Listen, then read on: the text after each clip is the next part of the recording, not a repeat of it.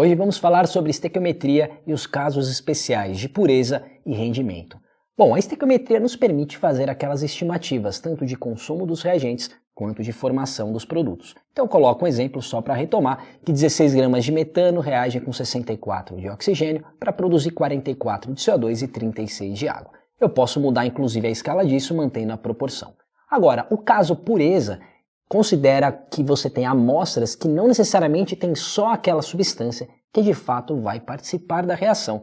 Então, quando isso acontece, dois procedimentos importantes a serem considerados. Primeiro, lembrar que as impurezas não participam da reação. E segundo, é descontar a massa das impurezas porque elas de fato não participam dela e, portanto, não dá para considerar essa quantidade para fazer uma estimativa dos produtos. Tá? O caso do rendimento é quando você tem uma reação que não consegue formar todo aquele produto que teoricamente seria possível.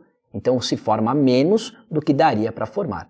Então isso que se formou menos é uma porcentagem, é o rendimento da reação, é uma porcentagem daquilo que poderia de fato ser formado. E para a gente entender tudo isso, eu trouxe um exemplo prático que mistura pureza e rendimento. Vejamos essa questão. Uma amostra de 100 gramas de calcário que contém 80% de carbonato de cálcio se decompõe de acordo com a reação abaixo para formar 26,4 gramas de CO2. A pergunta da questão é qual o rendimento da reação. Então eu coloquei para você aí a equação de decomposição térmica do carbonato de cálcio, dando óxido de cálcio e CO2. Pela equação, 100 gramas do CaCO3 vai formar 56 gramas do óxido de cálcio e 44 gramas do CO2. Então a primeira coisa é descontar as impurezas. Se eu tenho 80% de carbonato de cálcio puro, 80% de 100 gramas dá 80 gramas dessa substância.